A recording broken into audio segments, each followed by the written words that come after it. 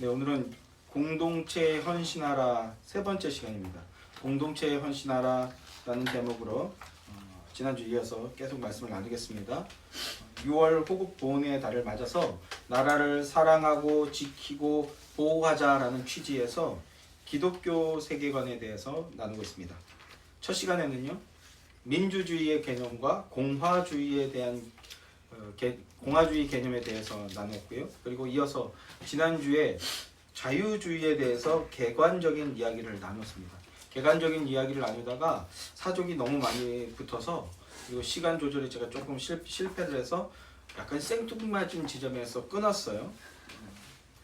그래서 오늘 지난주에 이어서 계속해서 말씀을 이어가고자 합니다. 예배 전에 저희 아들이 저한테 그러더라고요. 오늘 3에서 끝나요? 이렇게 물어보더라고요. 그래서 저 오늘은 끝나야지 이렇게 얘기를 했는데요. 그래서 빨리빨리 하고 싶은 말도 굉장히 많고 해야 할 말들도 굉장히 많은데, 그러나 최대한 자제하면서 객관적인 것들을 세우는데 주력하려고 노력해 보겠습니다. 자유주의라는 개념을 이해하기 위해서 그와 대비되는 개념들, 오늘날 사회 주류 이데올로기라고 할 수 있는 네 가지에 대해서 사회주의, 자유주의, 자유지상주의, 그리고 보수주의에 대해서 간략한 도식화를 통해 나누다가 멈췄죠. 그 내용부터 이제 다시 이어가려고 하는 겁니다. 그 전에 먼저 다시 한번 강조하고 싶은 내용이 있습니다.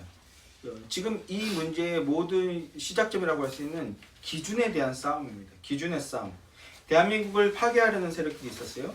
그리고 하나님 나라에 도전하는 세력들이 있는데 그들의 핵심 전략 전술이 뭡니까? 그들의 핵심 전술은 새로운 개념을 제시한다는 거예요. 이전에는 없던 새로운 개념을 제시하는 거예요. 기존에 없던 새로운 개념을 제시하는 것으로서 그들이 노리는 것이 있는데, 그거는 보편적인 개념, 통상적인 개념을 모호하게 만들어버리고 흐트러뜨리는 겁니다. 그럼으로써 자신들만의 새로운 기준을 세우려고 하는 거죠. 전통적인 기준, 인류의 보편적이고 타당한 기준을 파괴해버리고 자신들의 기준이 새로운 세상의 표준이 되게 만드는 것이 그들의 목적입니다. 보수주의라는 것은요, 그것과의 싸움이에요. 우판이 좌판이 이거는 상대적인 개념이거든요. 그러니까 누가 옳으네, 누가 그러네, 어느 정치인이 옳으네, 어느 정당이 옳으네, 이런 것과 전혀 무관한 내용이에요. 사실은 보수주의란 전통적인 기준을 보호하고 지키겠다라는 겁니다. 전통적인 기준이 뭡니까?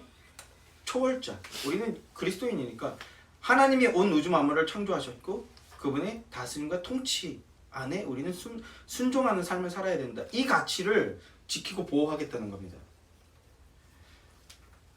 온 우주 만물을 창조하고 다스리는 절대적인 존재가 바로 우리 여호와 하나님이십니다. 그리고 불변하는 진리, 절대적인 진리가 있다라는 거예요. 이것을 믿고 지키겠다.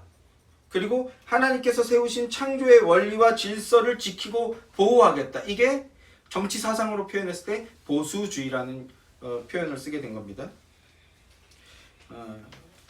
그것을 지키는 방식, 보호하는 방식에 대해서 오늘 본문으로 잡은 요한계시록 19장 11절에서는 이렇게 말씀하고 있어요.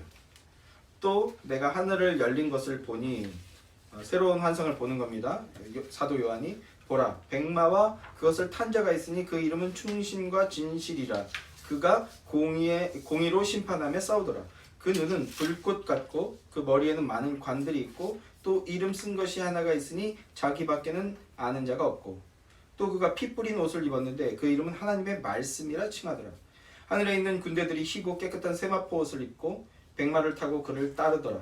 그의 입에서 예리한 검이 나오니 그것으로 만국을 치겠고 친히 그들을 철장으로 다스리며 또 친히 하나님 곧 전능하신 이의 맹렬한 진노의 포도주 틀을 밟겠고 그 옷과 다리에 이름 쓴 것이 있으니 만왕의 왕요 만주의 주라 하였더라 합니다. 사도 요한이 새로운 환상을 보는 내용인데, 이 환상에서는 백마 탄 자와 그의 군대에 대한 이야기를 하고 있습니다. 쉽게 얘기해서 백마 부대예요. 백마 탄 자와 백마 부대에 관한 이야기라고 할 수 있습니다. 우리는 이 환상에서 주님의 군대인 교회, 백마부대는 교회를 이야기하는 거거든요. 주님의 군대인 교회가 어떻게 싸워야 되는가 하는 그 교회의 전투 방식에 대해서 배울 수가 있어요. 자, 보세요. 환상을 보니 백마탄자가 있다 말씀하죠. 그리고 그 이름도 봤는데요. 그 이름은 충신과 진실이라고 말합니다. 충신은요, 원어로 피스토스고요. 진실은 알레테이아예요. 이거를 피스토스 카이 알레테노스라는 이제 문장인데, 피스토스는 믿음이라고도 번역이 되는 단어고요. 알레테이아는 주로 진리라고 많이 번역되는 단어입니다. 이제 영과 진리로 예배할 때가 온다 이렇게 할 때 그때 그 진리가 알레테이아거든요. 예전에 이제 신령과 진정이라고 얘기했는데 번역이 너무 의미가 멀어졌던 거죠. 진리로 예배할 때가 온다. 그 진리입니다. 믿음과 진리라는 이름을 가진 백마탄 자를 보았다고 하는 거예요. 그분이 누구겠습니까? 믿음과 진리라는 이름을 가진 그 백마탄 자. 그분은 바로 천상의 보좌 우편에 앉아 계신 예수 그리스도, 우리 주 예수 그리스도를 말씀하는 겁니다. 16절을 보면 이제 이어지는 그 구절들이 다 그분이심을 증명하는데 오늘은 그 하나하나 다 하면 너무 시간이 길어질 것 같아서 자, 짧게 하고자 합니다. 16절을 보면 더 정확하게 그분이 누군지 언급하고 있죠. 그 옷과 그 다리에 이름을 쓴 것이 있으니 뭐라고요? 만왕의 왕이요 만주의 주라. 우리 예수 그리스도는 여호와의 군대의 군대 대장이시고요. 여호수아 5장에서 그렇게 말씀하고 있죠. 그리고 야전 사령관이십니다. 광야에서부터 시작해서 모든 성도의 인생 가운데서 함께 하시며 싸워주시는 분입니다. 그런데 이어지는 말씀을 보면 11절 말씀을 보면 그분의 싸움 방식, 전투 방식에 대해서 말씀하는 것을 봅니다. 그가 공의로 심판하며 싸우더라 라고 얘기하고 있어요. 공의로 심판하는 것이 백마탄자 예수 그리스도의 전투 방식이라는 뜻입니다. 공의, 올바름이거든요. 그리고 심판, 이 심판은 판단이라고도 말할 수 있어요. 같은 뜻입니다. 올바르게 판단하는 게 올바르게 심판하는 거죠. 공의로운 판단, 즉 올바른 판단을 하는 것이 백마탄자의 전투 방식이라는 거예요. 첫 번째 전투 방식. 12절 말씀을 보면 그 눈은 불꽃 같고 라고 말합니다. 에스겔서에서는 횃불 같은 눈을 가진 이가 이렇게 표현하는데 불꽃 같은 눈을 가지셨다고 얘기해요. 마음속까지 환히 꿰뚫어 보시는 분이라는 어떤 은유적 표현인데요. 마음속 그 겨자씨만한 믿음조차도 환히 꿰뚫어 볼 수 있는 그런 능력을 가지신 분이라는 겁니다. 마음속까지도 꿰뚫어 볼 수 있는 눈으로 하나도 빠짐없이, 하나도 놓침없이 감찰하시고 그리고 그 감찰하신 것을 통해서 공의롭게 판단하는 것, 그것이 백마타신 분, 백마탄자 예수 그리스도의 전투 방식이라는 거예요. 이어지는 구절에서는 예수님과 교회의 관계를 군대 대장과 전투 부대로 묘사하고 있어요. 백마탄자와 14절 말씀을 보면 백마를 탄 부대, 예수님의 의를 뒤집어 쓴 자들 이런 뜻이거든요. 백마탄 부대가 그를 따른다 말씀하고 있습니다. 따른다라는 것은 대장이 하는 것을 그대로 행한다는 뜻이에요. 뒤를 졸졸 따라다닌다는 것이 아니라 대장이 한 전투 방식을 그대로 수행한다는 그런 뜻입니다. 그런데 희고 깨끗한 옷을 입고 그를 따른다라고 말씀하고 있어요. 이 희고 깨끗한 옷이 무엇인가? 19장 8절에 보면 희고 깨끗한 옷, 8절 한번 보세요. 희고 깨끗한 옷, 세마포 옷을 입었다고 하죠. 세마포 옷이라고 하는데 그 옷이 뭐라고 말씀하고 있는가 하면 성도들의 올바른 행실이다 라고 말씀하고 있습니다. 정리하면 백마탄자 예수 그리스도의 전투 방식은 불꽃 같은 눈으로 감찰하며 그리고 올바른 판단을 내리는 겁니다.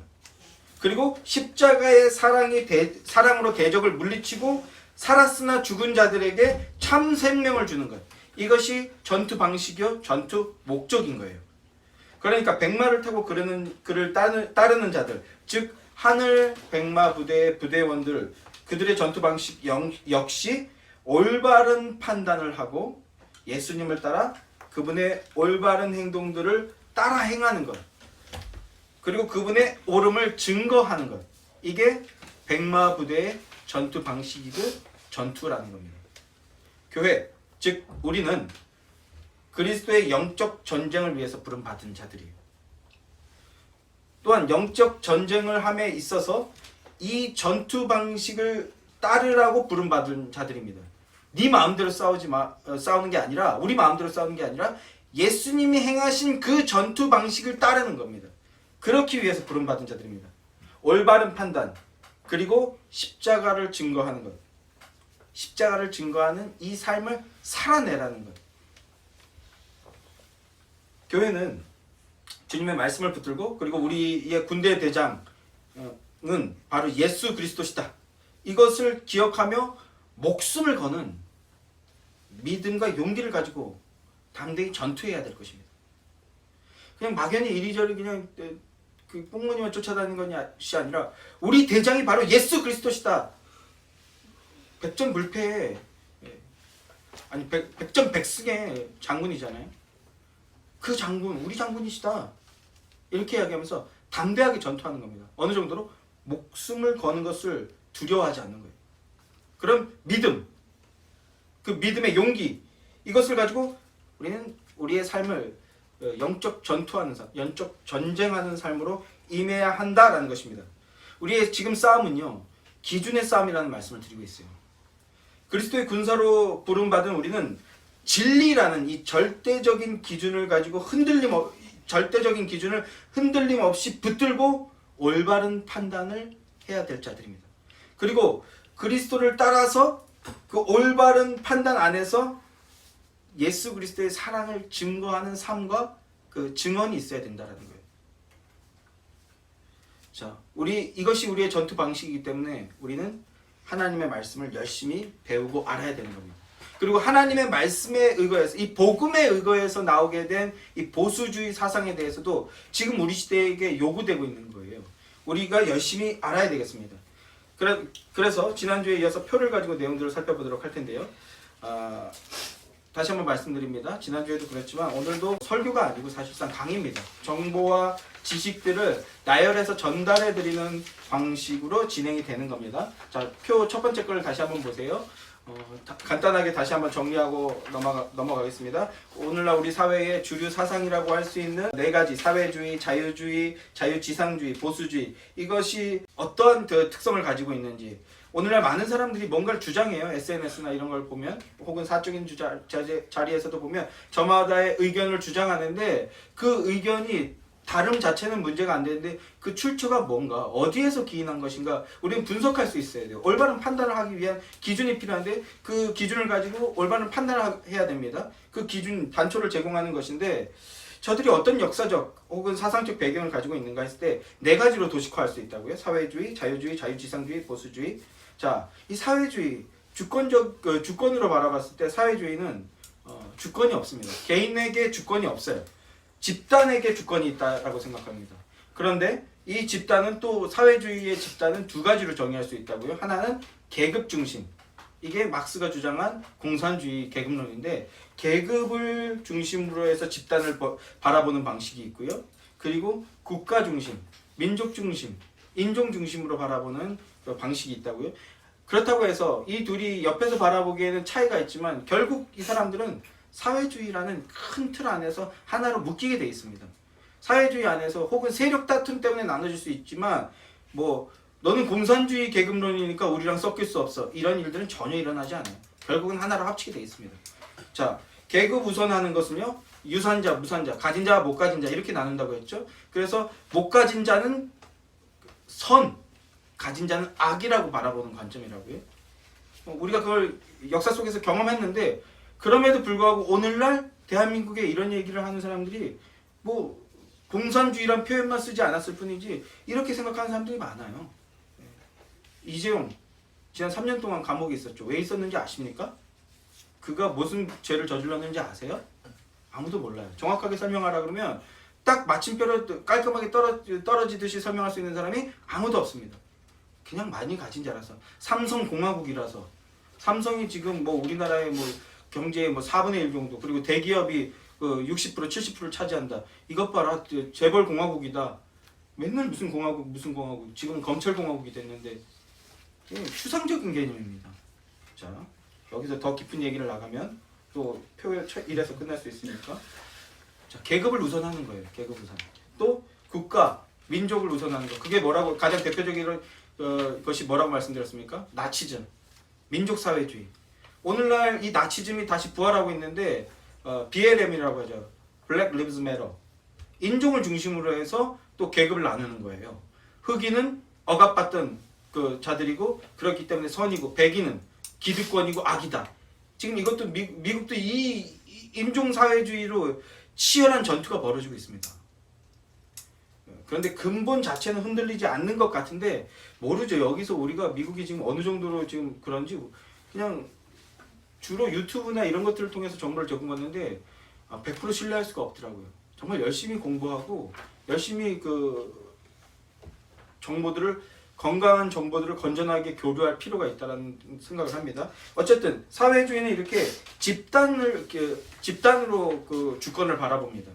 개인의 그 개인주의를 지극히 부정하고요. 일반 의지가 있다라고 주장해요. 일반 의지. 이게 또 다른 말로 민중의 의지라고 하는데 민중의지라고 하는데 집단의 이상, 집단의 목표를 위해서라면 개인은 희생을 감수해야 된다. 이런 개념을 가는 거예요. 표 두 번째에서 이제 그게 어떤 건지 좀 구체적으로 나눠보도록 하고요. 자유주의는 지난주에도 말씀드렸듯이 개인을 인정합니다. 내 몸은 내 거야. 내 마음대로 하겠다라는 거예요. 그런데 자유주의의 문제가 뭡니까? 경제적인 것, 외적인 것들은 니네가 날 좀 책임져 줘야 된다라는 거예요. 이게 68혁명의 영향을 받은 히피족들인데 그러니까 물란하게 생활하는데 국가가 나를 돌봐줘야 된다. 이렇게 주장하는 겁니다. 광풍이 지나갔지만 상식적으로도 말이 안 되죠. 또 세 번째, 자유지상주의. 자유주의에서 좀 더 업그레이드된 것이라고 할 수 있는데요. 개인을 인정합니다. 자유지상주의, 그 리버테리안들 역시 내가 하고 싶은 것은 내가 나의 주인이기 때문에 내가 하고 싶은 것은 무엇이든지 할 수 있다라는 거예요. 그리고 그 자유주의자들보다 한 발 더 나가서 그들은 남 시선을 의식을 안 합니다. 왜? 경제적인 부분도 내가 책임지겠다라는 거예요. 경제적인 부분을 남한테 의지하면 아무래도 누군가를 의식하지 않을 수가 없죠. 그게 누구가 됐든 나를 도와주는 사람. 그런데 경제적인 부분도 내가 책임질 거니까 날 건드리지 마라. 그러니까 남 시선을 의식하지 않게 됩니다. 내 인생은 내가 알아서 잘 살겠다라는 거죠. 그리고 이 자유주의와 자유지상주의가 혼합되어서 업그레이드 된 것이 바로 보수주의입니다. 보수주의는 개인을 중요시 여기죠. 그리고 자유를 중요하게 여깁니다. 그런데 자유주의와 지상주의와 구별되는 지점이 뭐냐면 이 자유는 내 건데 내 마음대로 하지 않겠다는 거예요. 노예의 의지라고 하는데 이 자유를 누군가에게 바치겠다라는 겁니다. 이 헌신의 개념이 나오는 거죠. 누구한테 바치겠다는 겁니까? 첫 번째, 절대적 존재, 초월자, 하나님께 바치겠다는 거예요. 그리고 또 하나, 내 공동체 일원들, 내 아내, 내 남편에게 바치겠다.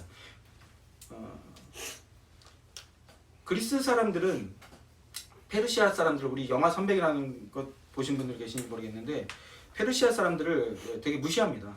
이제 오늘날 민주주의의 태동이라고 할 수 있는 것이 그리스이긴 한데 그들이 왜 무시했냐면 사실 문명적으로 봤을 때는 페르시아가 더 압도적으로 우월했거든요. 국가의 외적인 것들이라든지 하면.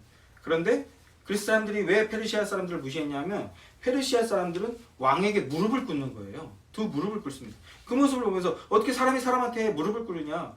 그건 문명 없는 자들이나 하는 자들이다. 문화 없는 자들이나 하는 무식한 짓이다. 이렇게 생각한 겁니다.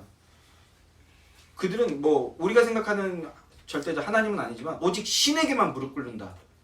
그래서 이런 서구의 전통을 받아서 영미권 사람들은 함부로 무릎 꿇지 않아요. 근데 무릎 꿇는 경우가 있죠. 언젠지 혹시 아십니까? 영미권 사람들이 그 사람한테 무릎 꿇는 경우가 있습니다. 언제입니까? 네, 맞아요. 청혼할 때. 근데 청혼할 때 어떤 무릎을 꿇죠? 무릎 두 개를 꿇지 않아요. 한쪽 무릎만 꿇죠. 이건 뭡니까? 내 반을 너에게 주겠다라는 거예요. 내 반을 너에게 주겠다. 두 무릎은 오직 절대자 하나님께만 꿇는 거고 사람에게는 두 무릎을 다 꿇을 수 없다. 한쪽 무릎만 꿇겠다는 건데 내 반을 너에게 종속시키겠다라는 거예요. 이게 보수주의의 자유의 개념입니다. 그러니까 하나님께 나를 바치겠다. 그리고 내게 주어진 이 공동체에 내 절반을 내놓겠다. 이게 보수주의적 가치입니다. 그러니까 결혼하고 난 다음에는 내 몸이 내게 아닌 거예요. 근데 보수주의가 아닌 자들은요, 내 몸이 내 건 거죠. 결혼해도. 오늘날 그 사회 현상을 보면 보수주의적 가치나 철학이 정말 필요하구나. 결혼했는데 뭐 극심한 전쟁을 치르고 있잖아요. 근데 보면 이런 그 가치관에 대한 그 근본적인 가치관에 대한 이해가 없는 거예요, 남자들이. 여자들도 마찬가지고. 오직 물질이나 외적인 쾌락 이런 것들을 통해서 가정을 이뤘는데, 자, 그 얘기 좀 이따 또 나누게 될 것 같습니다. 자, 그래서 보수주의는 공동체의 헌신을 얘기합니다. 헌신의 주체가 뭐라고요? 가정, 교회, 국가에 헌신하라는 겁니다. 이게 보수주의입니다. 또 경제적인 측면을 봤을 때요, 사회주의는요, 개인의 이윤 추구를 악하게 봐요. 그래서 돈을 많이 버는 것은 악하다라고 말합니다. 그리고 경제적인 측면, 물질적인 측면에서 국가가 너희를 행복하게 만들어주겠다 이렇게 말합니다. 지난 정권에서 했던 얘기들이에요. 이제 이 기준을 가지고 다시 보시면 그런 것들이 눈에 보이실 거라고 생각합니다. 경제적인 건 철저하게 국가 중심이에요. 국가 개입이라고 써놨는데 국가 중심이라고 해야 맞는 것 같습니다. 또 자유주의자들은요, 앞서도 말씀드렸듯이 국가가 돌봐줘야 한다라고 생각합니다. 그래서 결국은 뭔가에 의지해야 되고 집단주의로 가게 돼요. 집단주의로 가면 결국 사회주의화 되는 거고 결국은 만나게 된다라는 거죠. 자유주의가 사회주의를 목적하고 있지 않지만 오히려 반사회주의를 목적하고 있지만 결론은 사회주의의 어느 지점에서 만나게 된다라는 거예요. 자유지상주의자들은요, 앞서도 말씀드렸듯이 내 행복은 내가 알아서 하겠다. 남에게 피해만 주지 않으면 않는 거라면 내 마음대로 살 수 있는 것 아니냐 이런 생각을 하는 거예요. 그래서 문란하게 살고 무절제하게 살고 그 다음에 음란이 인권이라고 생각합니다. 그 사람들은. 내 거니까. 딱 지금 대한민국의 사회가 그렇죠. 최소한 자유지상주의예요. 대한민국은. 음란하게 생활하는 건 내 인권이야. 그 낙태가 왜 나옵니까? 낙태가 왜 합법화 됐잖아요. 지금. 왜 나오는 겁니까? 낙태 얘기가? 내가 음란하고 내 마음대로 살아야 되는데 그게 걸림돌이 된다라는 거예요. 내 인생에 장애가 된다라는 거예요. 그러니까 그거 지워버려도 상관없다. 자유지상주의적 가치를 가지고 있는, 가치라는 표현을 쓰기도 싫은데 그런 가치관을 가지고 있는 거죠. 그러니까 낙태를 막 살인을 저지르는 겁니다. 성매매, 동성애, 자살, 내 몸이야. 내 마음대로 하겠다 라고 생각하는 겁니다. 그럼 어떻게 될까요? 인간 경시풍조가 이르게 되는 거예요. 우리 어렸을 때는 헐리우드 영화 정말 먼 나라의 먼 그 이상적인 얘기였어요. 그냥 막 문란한 성생활을 하고 막 이런 것들 막 모여서 향락적인 파티를 벌이고 이런 게 영화에서나 보는 거고, 그러니까 현실이 없는 거기 때문에 뭐 어렸을 때 누구나 그런 영화들을 보는 시기가 있잖아요. 사춘기라든지 뭐. 그리고 현실이 없는 거기 때문에 그런 거에 어떤 쾌락을 느끼는 건데 현실에서 그것이 벌어지면요, 거긴 생지옥이 되는 겁니다. 대한민국은 지금 거의 생지옥이 돼버렸어요. 이게 자유주의상주의적 가치관을 가지고 있는 사회 분위기 때문이라고 할 수 있는데요. 그들은 종교를 억압으로 여깁니다. 절대자를 절대 부정하죠. 아주 그냥 극악하게 부정합니다. 그리고 자유지상주의자들은 대부분요, 학식이 높아요. 학력이 높습니다. 입 바른 소리를 하면서 결론은 볼테르처럼 하나님을 부정하는 길로 가게 되는 거예요. 그리고 보수주의자들은요, 국가가 개입해야 된다는 거예요. 어느 정도 최소한의 개입이 필요하다. 시장은 경제체제로 가야 되지만 최소한의 울타리를 제공해야 된다. 매우 성경적인 개념입니다. 에덴도 핵심은 울타리를 두르고 있는 것이고요. 구약 신약에서 말하는 성전은 울타리가 둘러쳐져 있는 공동체예요. 그 울타리는 바로 성령을 말씀하시는 거겠죠. 자, 사회 질서적인 측면에서 봤을 때요, 사회주의는 국가가 절대적으로 개입합니다. 그들은 정의를 이상적으로 추구하는데 그들이 말하는 정의는 뭡니까? 정의를 추구하는 방식은 불의한 것들을 제거하는 방식이에요. 불의한 것들. 제가 종종 이런 말을 하면 사람들이 목사가 왜 저런 얘기 하나 하는 생각을 하시게 되는데, OECD 국가 중에 온라인을 통해서 야동이 통제된 나라입니다. 야동을 보는 것을. 또 너무 격하게 호응하시면 안 돼요. 자, 자유민주주의 국가 중에서 야동을 국가에서 지금 통제하고 있는 나라는 대한민국밖에 없습니다. 특히 뭐 이제 15위권 이상의 나라 중에서는요. 지난 정권에 이제 그거를 막아버린 건데, 근거가 뭡니까? 그거는 의롭지 못하다라는 거예요. 불의하다라는 거예요. 자꾸 남자들이 야동 보고 이상한 짓 해서 여자들이 고통받는다. 그러니까 그런 거를 제한해야 된다. 이게 페미니즘이거든요. 어떤 정치적 이론, 그 근거는 정의롭지 못하다라는 거예요. 그걸 누가 정하느냐. 그래서 개인의 자유를 억압합니다. 또 가장 대표적인 사건이 있죠. 경기도 개천의 상가들. 우리가 그런데 휴양기관에 그런 데 갔을 때 우리도 바캉스 하면 불편함을 느끼잖아요. 그리고 저 사람들 세금은 제대로 낼까 이런 생각을 하잖아요. 그래서 지금 국회의원 된 뭐 그 지사가 그냥 용역들 데리고 가서 다 때려 부셨잖아요. 그 근거가 뭡니까? 불의하다는 거예요. 불의하다. 그러니까 과정이나 이런 거 다 생략하고 다 때려 부시니까 봐라 일 잘한다. 정말 그게 자유민주주의 그 공화국에 맞는 가치이고 행정 방식인가 우리가 물어볼 필요가 있는데 일 잘한대요. 일. 다 때려 부시고 속 시원하다고. 사회주의는요 불의를 제거하는 방식을 통해서 정의를 세워나갑니다. 그 도구가 뭐예요? 법이에요. 법을 정치적 도구로 사용하는 겁니다. 이건 자유민주공화국답지 않은 방식이에요. 이제 그게 왜 틀렸는지, 왜 잘못됐거나 왜 불편한지 기준을 바르게 세우시길 바랍니다. 국가가 적극적으로 개입하고 통제합니다. 자유주의는요 개입하지 말라고 얘기합니다. 또 자유지상주의는요 아예 무정부주의를 추구해요. 국가는 우리한테 방해된다. 당연히 국가가 혼란해지겠죠. 시스템이 붕괴되면 결국 집단주의로 가게 돼 있는 거예요. 그래서 자유지상주의도 결국은 어느 순간 어느 지점에 가면 사회주의하고 만나게 돼 있어요. 이 모든 것에 반해서 보수주의는요 헌신한다라는 의지가 있기 때문에 국가가 개입해야 된다고 말합니다. 특별히 국방이나 치안에 대해서는 국가가 적극적으로 개입해야 된다라고 말합니다. 이것이 보수주의자들인데요. 보수주의자들은 헌신을 말합니다. 헌신은요 공동체의 균열을 막는 거예요. 보수주의자가 말하는 헌신은 공동체의 균열을 막는 겁니다. 그래서 공동체의 균열을 가하는 것들에 대해서 적극적으로 저항하는 거예요. 돌아오는 6월 25일, 토요일 6월 25일은 6.25 전쟁 발발 72주년이 되는 날입니다. 이것을 우리는 6.25라고 부르는데 중국은 뭐라고 부릅니까? 항미원조라고 불러요. 항미원조. 그 항미원조라는 영화를 만들어서 중국 내에서 대히트를 치기도 했는데 최근에 미국을 대항한다. 그리고 조선을 돕는다. 저항한다 해서 항미, 원조, 조선, 북조선이죠. 북한을 돕는다라는 것. 그런 의로운 전쟁이었다라고 주장하고 지금 정책적으로 엄청나게 지금 지원해주고 있어요. 그런 일들을 문화적으로. 여기서 첨언하면 자꾸 길어지지만 첨언하자면 한국 내에 있는 중국 출신의 연예인들이 전부 다 이거에 좋아요를 누르고 항미원전은 좋은 것이다 이렇게 막 지지선언을 했어요.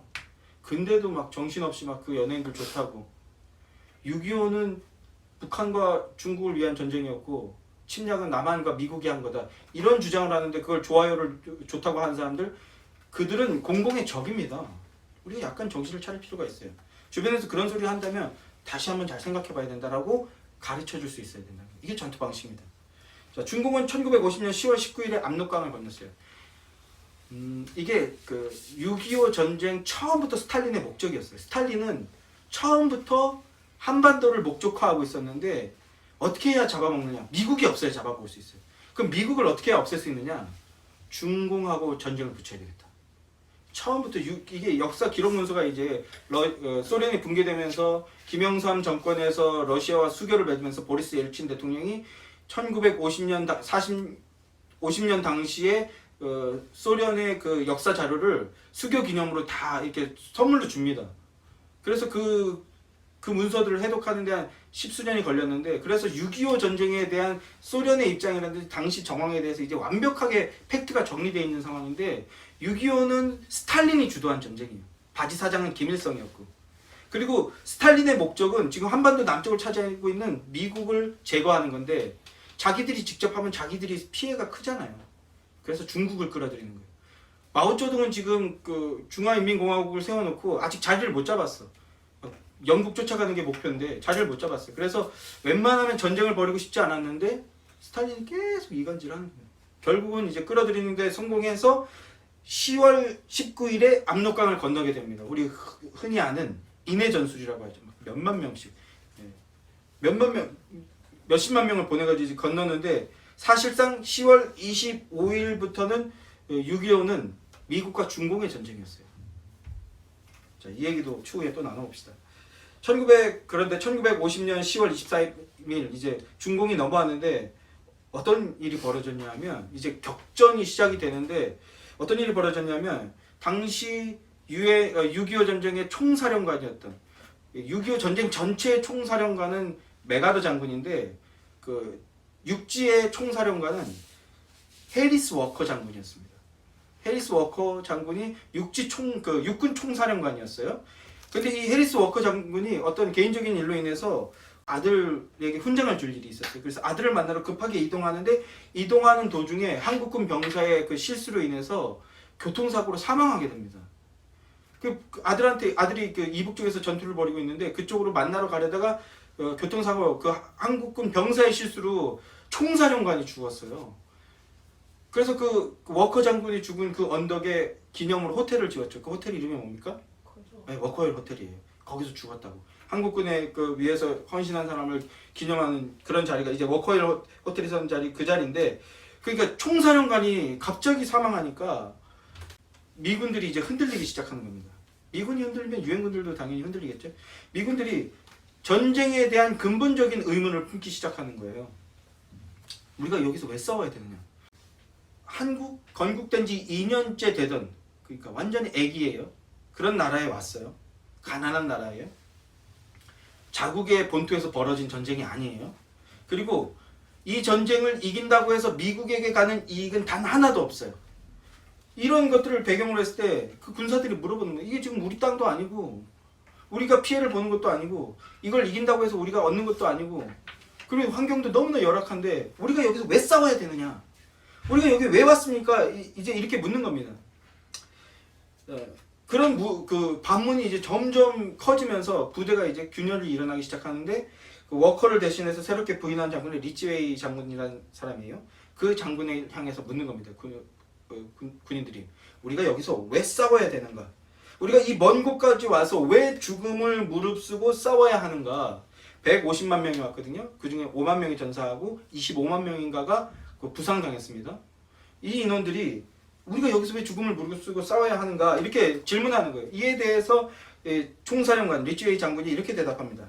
첫째, 신을 믿지 않는 공산주의 세력으로부터 서구 문명을 지키기 위한 싸움이다. 이 전쟁은 공산주의, 하나님을 부정하는 세력으로부터 우리 그 서구 문명을 지키기 위한 싸움이다. 서구 문명, 기독교를 지키기 위한 싸움이다. 이렇게 얘기합니다. 그리고 두 번째는요. 이것은 자유와 신앙을 지키기 위한 싸움이다. 자유를 억압하고 고통받는, 그 자유를 억압당하고 고통받는 이웃들을 건져내서 그들에게 자유를 주기 위한 싸움이다. 미국의 이익도 미국의 자유도 아니다. 하나님께서 창조하신 모든 피조물들, 인류의 신앙과 인류의 자유를 위해서 우리가 싸우는 것이다. 이렇게 얘기합니다. 이제 야전마다 돌아다니면서 이걸 설파하는 거예요.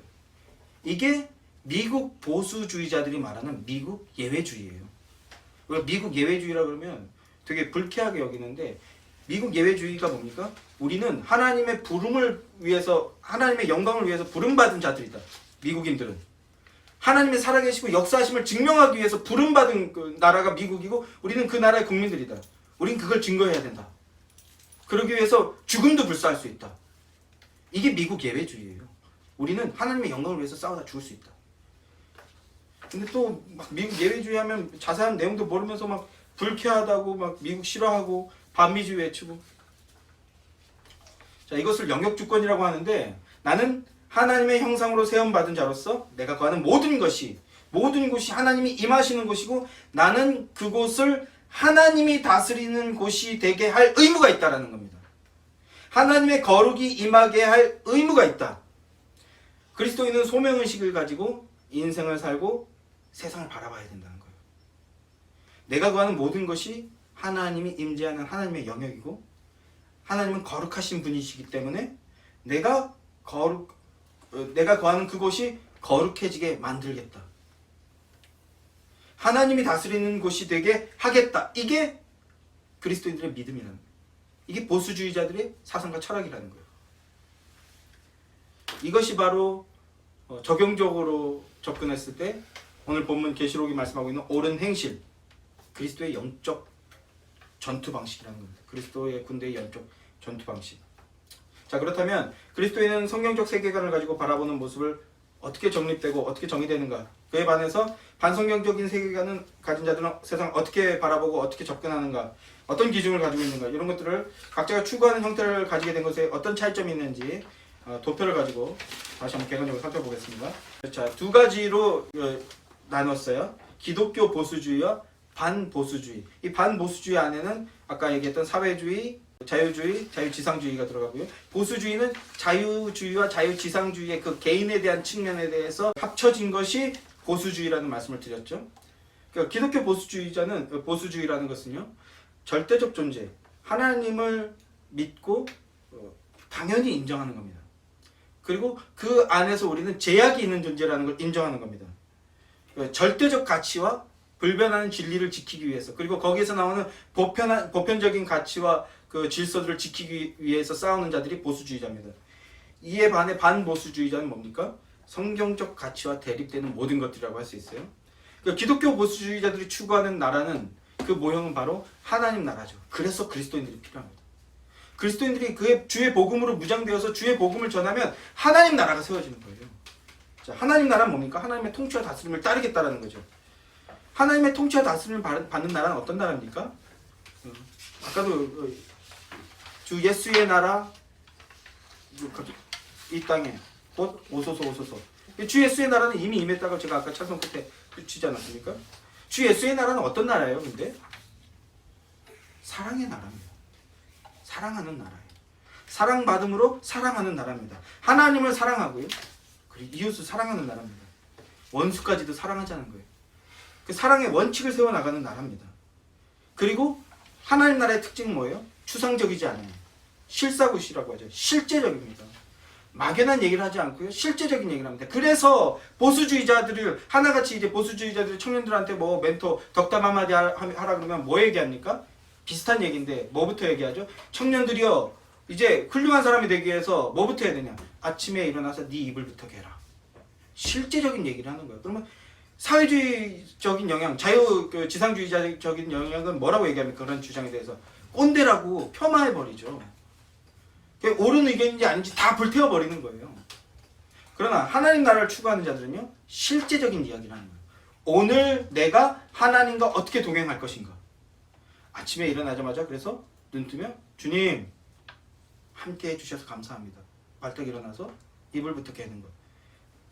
자, 하나님 일반적인 접근인데요. 이에 반해서 반지상주의 보수주의자들이 추구하는 나라는 어떤 나라입니까? 보수주의자들이 추구하는 나라는 하나님 나라라면 반보수주의자들은요, 유토피아를 추구하죠. 유토피아.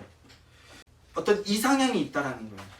사회주의가 끊임없이 다시 살아날 수 있는 이유가 뭐냐 하면 벤 샤피로가 이렇게 표현하더라고요. 사회주의는 이상향에 대한 환상을 심어준다. 인생에 살다 보면 어느 순간 이제 판타지를 꼭 봐야 되는 시기가 있어요. 그걸로 자신의 어떤 그 내면을 충족해줘야 되는데, 그런데 실제적인 삶을 살면 판타지는 판타지고 현실은 현실이라는 걸 구분하게 되죠. 이걸 구분 못하면 이제 삶이 엉망진창이 되는 건데, 그 어느 나이대가 되면 이제 더 이상 판타지 소설이나 영화를 보지 않게 되는 거예요. 봐도 아주 기본적인 소비만 하는 거죠. 그런데 국가 단위로 이런 환상을 심어주면 삶이 붕괴되는 겁니다. 반보수주의자들은 유토피아, 이상적인 나라에 대해서 환상을 심어줍니다. 그 나라는 특히 앞서도 말했듯이 정의로운 나라예요. 그리고 그 정의로운 나라는 뭡니까? 하나님 나라는 인애와 공의와 의의 나라입니다. 예수 그리스도의 십자가의 의로 말미암아, 그 사랑으로 말미암아 하나님을 사랑하고 이웃을 사랑하는 사랑의 삶인데, 이 유토피아적인 그 정의는 뭐예요? 아까도 얘기했듯이 불의를 제거하는 거예요. 불의를 제거하는 거. 그래서 죽이자. 부르주아를 죽이자. 부르주아는 악이다. 악을 제거하면 어떻게 되나? 깨끗해진다. 깨끗한 나라. 그 부르주아를 죽이면 모두가 평등해지는 나라가 된다. 아무도 소외받지 않고 아무도 억압받거나 고통받지 않는 나라가 된다. 그러니까 소외시키는 자들, 뭐 장애인들을 지금 막 이준석이 뭐 소외시킨다고 해서 제거.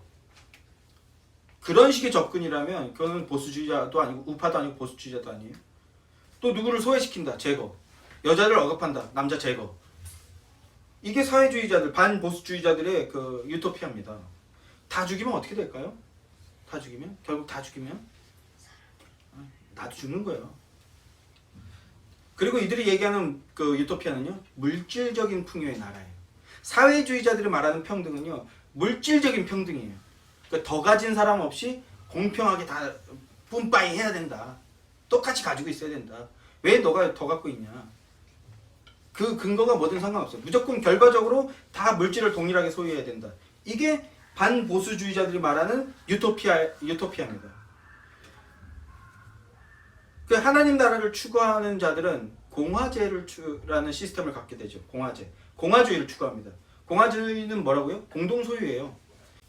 사회주의가 말하는 공공과 그 다음에 보수주의가 말하는 공공의 개념을 이제 구분하실 단초를 가지시게 됐다고 생각하는데요. 공화주의는 공공의 선을 중시하죠. 왜냐하면 우리 거니까. 우리 모두의 거니까. 그런데 그걸 어떻게 컨트롤하죠? 법에 따라서. 얘가 나보다 더 많이 가졌는데 그게 법을 위반한 방식이거나 법을 위반한 방식이 아니라면 인정해 주는 거예요. 인정해 주는 거예요. 근데 법을 위반했다면 그 법을 위반한 것만큼의 제재를 가하겠다라는 거예요. 그게 공공입니다. 공화주의가 얘기하는 공동소유입니다. 법에 따라서. 이게 기독교적 사상이에요. 기독교 DNA입니다. 다윗이 바세바를 범했을 때 나단 선지자가 나타나서 그 양에 대해 그 어떤 부자가 가난한 사람 양 다 훔쳐갔다 그랬을 때 막 다윗이 어디 그런 놈이 있냐, 내가 왕이니까 가만두지 않겠다라고 했을 때 나단 선지자가 뭐라고 얘기합니까? 네가 바로 그 도둑놈이다 딱 얘기했을 때 다윗이 왕인데 어디서 무엄하다 감히 네가 지금 왕한테 삿대질이냐 이러면서 죽일 수 있어요. 왕정 국가는. 그런데 이스라엘은 그럴 수 없어요. 왜요? 진짜 왕이 누굽니까? 하나님이시기 때문에. 그래서 하나님의 법에 다윗도 순복하는 겁니다. 여기서 공화제의 어떤 법치주의가 나오는 거예요. 법보다 더 상위한 개념은 없다. 상위한 존재가 없다. 법 안에서 우리가 공평하게 그 법을 개정할 수는 있겠지만 개정되기 전에 그게 악법이라도 그 안에서 우리가 공평하게 법에 적용을 받아야 된다는 거예요. 그런데 사회주의자는요, 법을 정치적 도구로 사용하죠. 자기들에겐 적용하지 않습니다.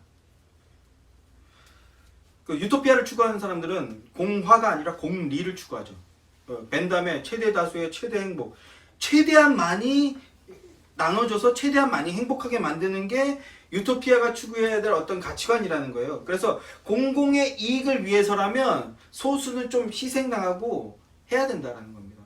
아파트 값이 올라도 내가 지지하는 정당이기 때문에 너가 좀 불편해도 너 참아라. 네가 손해해도 말하지 마.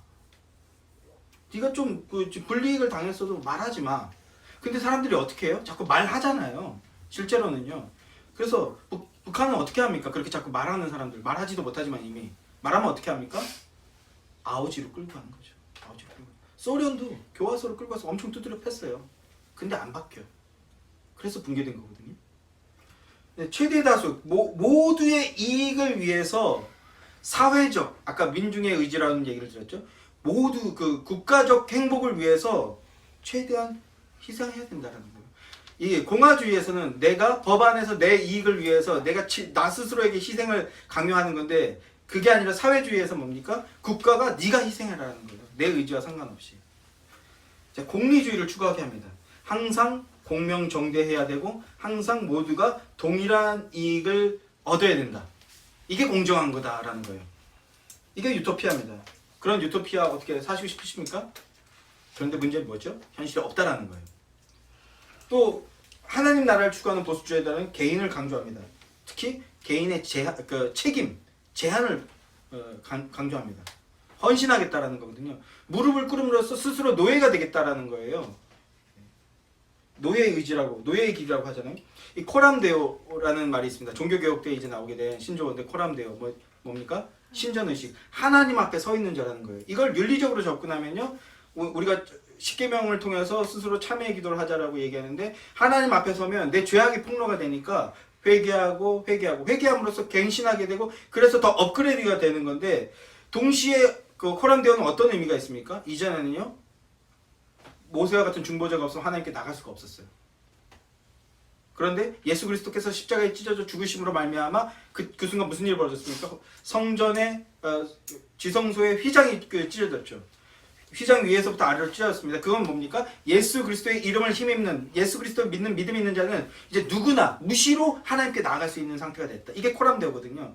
그러니까 하나님과의 1대1의 관계가 됐다라는 거예요. 그러니까 하나님과의 관계성 속에서 내가 하나님의 형상이라는 그 의식을 가지고 내가 하나님을 위해서 살겠다. 하나님 앞에 나를 집어넣고 하나님의 뜻을 위해서 살겠다. 그게 보수주의가 말하는 개인입니다. 그런데 반보수주의자들은 뭐라고 얘기합니까? 개인을 부정한다고요. 집단의 이 자유는 네 개인의 소유가 아니다라고까지 얘기합니다. 집단의 이익을 위해서 쟁취하게 만드는 거예요. 아까 이제 그 항미 원조라고 그랬고 중공 분들이 그 이렇게 남한으로 압록강 건너올 때 그 수많은 사람들이 상해에서 출발했거든요. 주둔지가 상해는 어떤 곳이죠? 따뜻한 곳이에요. 이 사람들이 그래서 반팔이나 얇은 옷 입고 왔어. 그런데 한 그 2주인가 3주를 걸어서 오는 거예요. 이 2달인가 뭐 정확하게 걸어왔더니 한반도 10월 평안 그 함경도인가요? 거기가 그쪽에 10월이면 어떻게 됩니까? 강이 얼어요. 강이 얼어요. 아무런 보급품도 없이 그냥 진짜 총도 없이 왔어요. 이 사람들이 여름 복장으로 왔는데 압록강에 오니까 강이 막 얼려고 하고 너무 추운 거예요. 그래서 얼어 죽은 사람이 수만 명이 수십만 명이 얼어 죽었어요.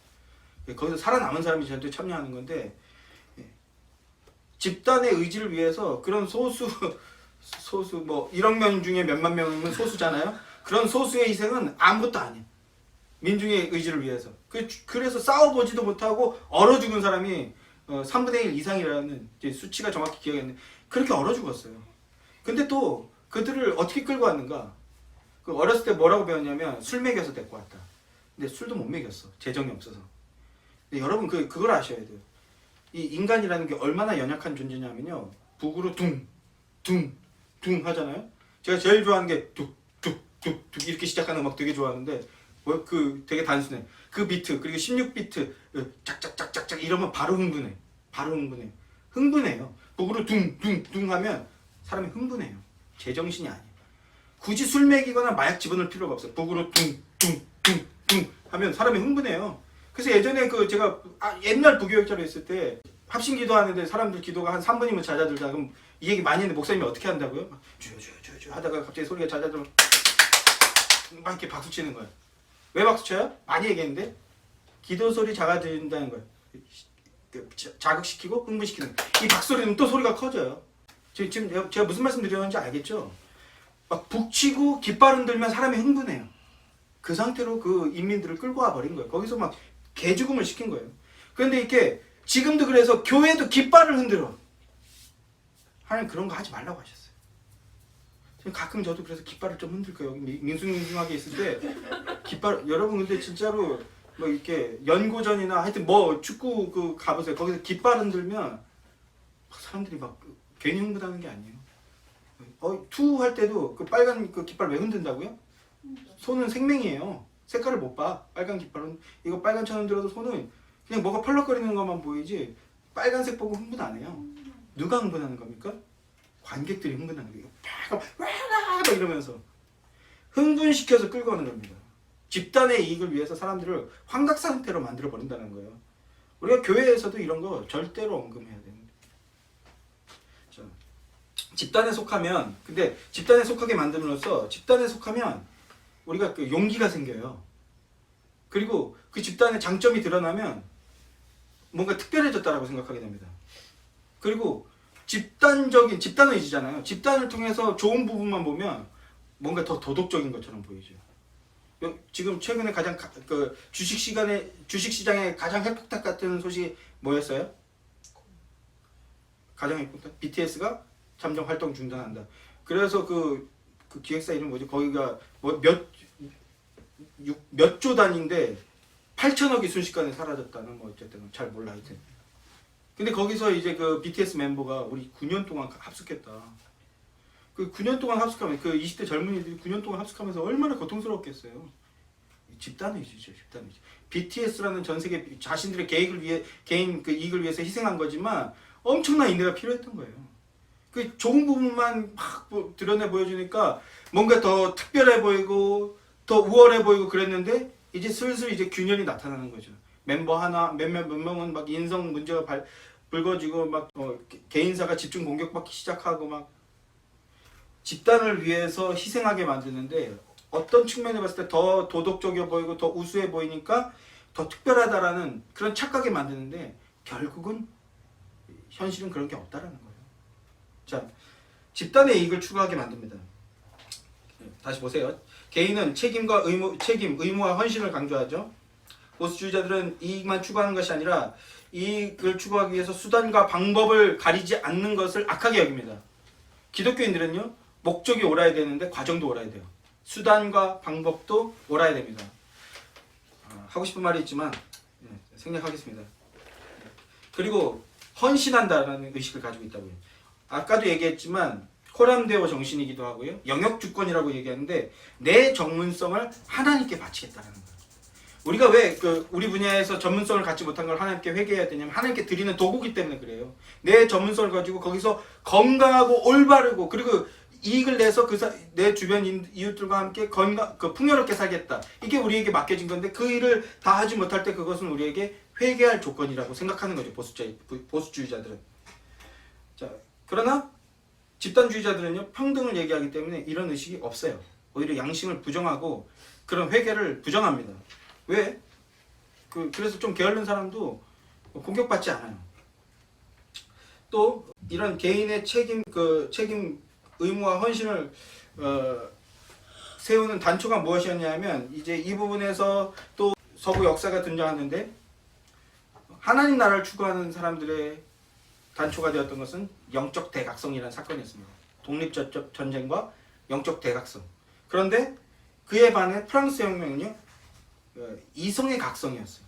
이 말은 무슨 얘기냐면 하나님의 자리에 이성을 세웠다는 겁니다. 이성이 신이 되었어요. 그래서 대중의 기호와 이성을 근거로 해서 판단하는 세상을 만드는 겁니다. 유토피아죠. 대중적 이성을 근거로 통해서 판단하고 제거하는 방식. 그래서 그들은 권위를 부장해요. 권위를 해체시킵니다. 가부장적인 걸 악으로 여기고요. 장점도 있고 단점도 있는데 그냥 가부장적인 건 무조건 악으로 치부하고 나이가 많은 사람들을 꼰대로 치부해버립니다. 그들의 의견이 옳은지 그른지 다 불태워버리는 거예요. 이게 바로 중국이 했던 문화 대혁명이죠. 권위 가진 사람들 다 죽이고, 연장자 다 죽이고, 16, 17살 된 애들은 깃발 들고 막 흥분시켜갖고 다 죽여버린 거예요. 심지어 우리 민중의 적이다 해서 아빠와 아들이 엄마를 죽이는 일들, 엄마와 딸이 아빠를 죽이는 일들, 지금도 비슷한 일들이 벌어지고 있어요. 대한민국에서. 원리만 파악하게 되면 저렇게 해서 사람들을 각성시켜서 이성이라는 이름으로 각성시켜서 사람들을 죽이고 있고 죽어나가고 있구나. 이성이 하나님의 자리에 있기 때문에 그 자리엔 철저한 보복과 분노와 저주밖에 없게 되는 겁니다. 그게 유토피아입니다. 그리고 이런 집단을 만드는 근거가 앞서도 얘기했듯이 민족, 국가, 집단, 이걸 전체주의라고 하죠. 하나님 나라를 추구하는 자들은요, 종교의 자유를 귀하게 여깁니다. 미국은 종교의 자유를 위해서 세워진 나라잖아요. 그래서 종교의 자유를 어떻게 세웁니까? 우리는 지금 이것도 루머예요. 아시는 분들은 윤석열 대통령의 배후에 신천지가 있다. 그러니까 신천지를 배우로 삼고 있는 윤석열을 찍으면 안 된다. 기독교인들은 윤석열을 찍으면 안 된다. 맞습니까? 틀립니까? 기독교인들은 만약에 신천지인이라고 쳐봅시다. 그러면 윤석열을 찍을 수 있습니까? 없습니까? 찍으면 됩니까? 안 됩니까? 그거 알아서 판단하시는 거예요. 알아서 판단하시는. 첫째, 종교의 자유가 파괴되는 거예요. 그렇게 하면. 신천지이기 때문에 저 사람은 제거되어야 된다 하면 거기에는 종교의 자유가 없어지고, 종교의 자유가 없어지는 건 자유가 없어지는 거예요. 그리고 또 하나, 루머예요. 사실로 입증이 안 되는 얘기예요. 사실로 전혀 입증이 안 되고 사실도 아니에요. 그리고 사실이 아니에요. 종교의 자유. 미국은 종교의 자유를 위해서 건국되었기 때문에 다른 종교의 자유도 인정합니다. 신천지이기 때문에 사회에서 제거해야 된다. 이렇게 하지 않고요. 신천지 냅둬라. 근데 진짜 진리, 진짜 복음과 저 가짜 진리, 거짓 복음이 만나면 시간과 과정과 수고와 노력이 필요하겠지만 반드시 진리가 이긴다는 거예요. 그러니까 신천지 마음껏 포기하게 놔둬라. 예수의 교회도 조금 한 발 더 나가서 예수의 교회도 만약에 이제 현관에다 신천지 아웃 입장을 불한다 이런 거 붙이지 마요.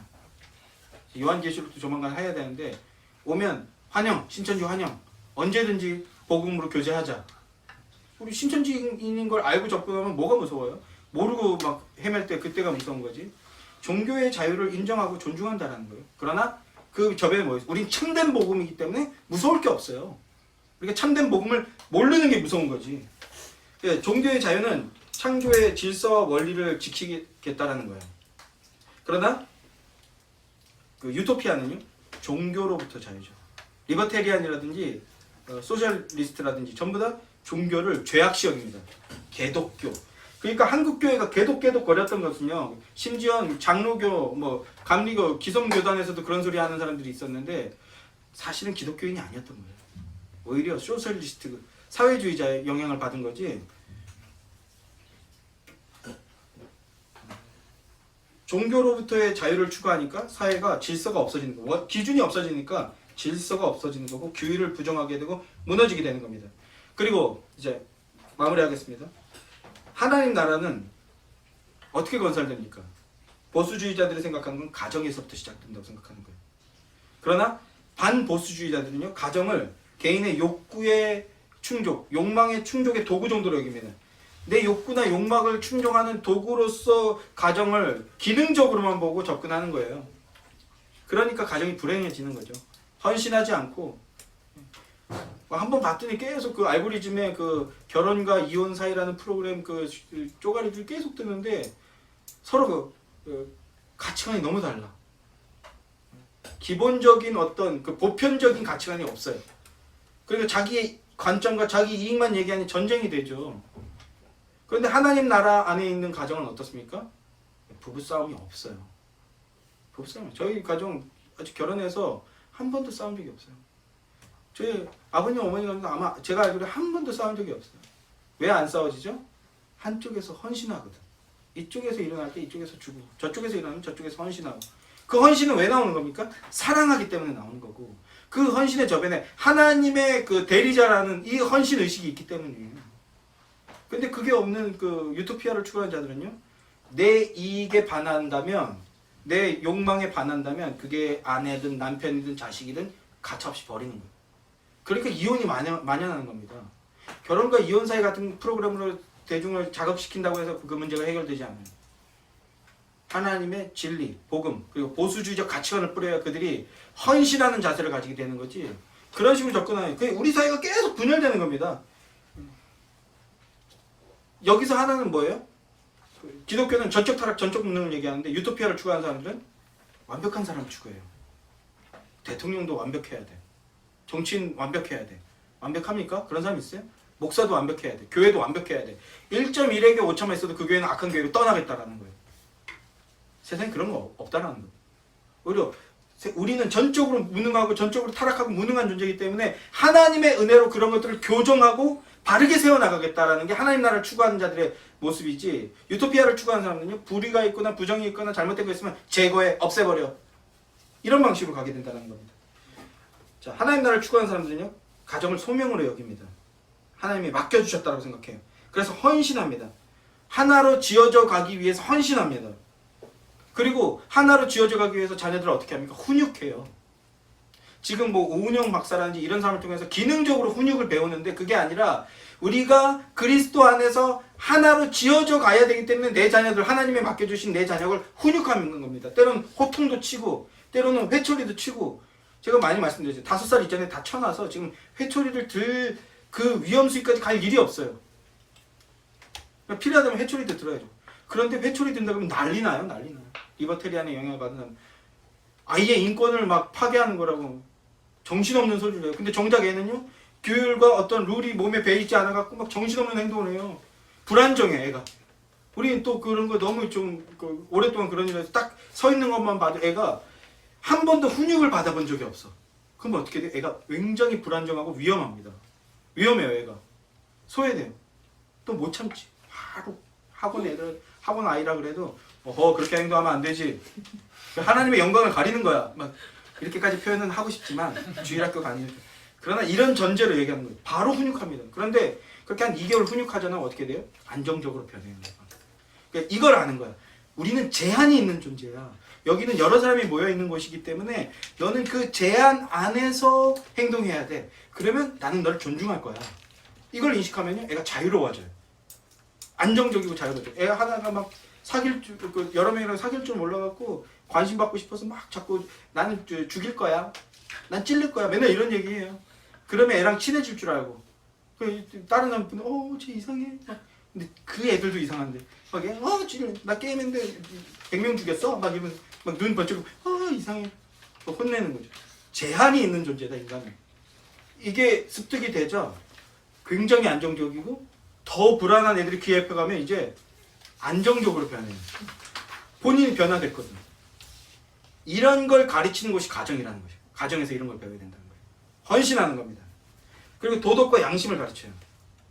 그런데 유토피아를 추구하는 가정들은요, 도덕과 양심은 그냥 기능만 된다면 뭐 못할 게 없는 거죠. 아이한테도 못할 짓이 없는 거예요. 그럼 읽고 마무리하겠습니다. 하나님 나라를 추구하는 사람들은요, 절대 주권을 주장합니다. 예정, 하나님의 선택에 속한 자다. 지금 반복했던 내용이죠. 이게 기준이에요. 여기서 시작합니다. 그런데 유토피아를 추구하는 사람들은요, 우린 신과 같이 될 수 있다. 선악과잖아요. 인간이 기준이 되는 거예요. 인간이 기준이니까 신본주의에 대한 이념이 기준이 없으니까 이해를 못하는 거예요. 그런데 그리스도인은요, 하나님의 기준이니까 인본주의라고 너가 얘기하는 하나님의 기준을 벗어난 거야. 인간이 기준인 거야. 이런 얘기를 하게 되는데요. 인간이 기준인 사람들은 그걸 헤아리지 못합니다. 그 삶의 끝은요, 죽음이죠. 극도의 이기심으로 스스로 외롭고 소외되게 되고요. 그리고 타락하는 길로 가게 되는 거예요. 근데 더 안타까운 건 뭐예요? 계속 제거합니다. 자기들에게 그걸 공격이라고 여기고 제거하는 방식이죠. 자, 마지막으로 하나님 나라를 추구하는 사람들은요, 먼저 반보수주의, 유토피아를 추구하는 사람들은요, 행복을 얘기합니다. 어떤 행복입니까? 정부가 너를 행복하게 해줄게. 가능해요? 행복이 뭐가 행복인데요? 근데 하나님 나라를 추구하는 사람들은요, 우리 어렸을 때는 천부인권과 행복추구권이라는 배웠는데 지금은 안 배워요, 애들이. 그런데 보수주의자들은요, 행복 추구권을 주장하고 지키고 보호하려고 하는 거죠. 저마다의 행복의 기준이 다르기 때문에 네가 그걸 추구해 나갈 것을 지키고 보호해 주겠다. 자, 보수주의적 관점과 반보수주의적 관점을 하나님 나라와 유토피아로 이렇게 나눠서 정의해 봤습니다. 여기서 말씀을 마무리해야 될 것 같아요. 다음 주에 이제 지난주에 본문으로 잡은 마태복음 13장 말씀을 오늘도 지금 원고는 정리했는데 말씀 못 나눴는데 다음 주에 마지막으로 하나님 나라와 유토피아의 차이에 대해서 창세기 13장 천국의 비유를 가지고 말씀을 나누도록 하겠습니다. 기도하겠습니다. 하나님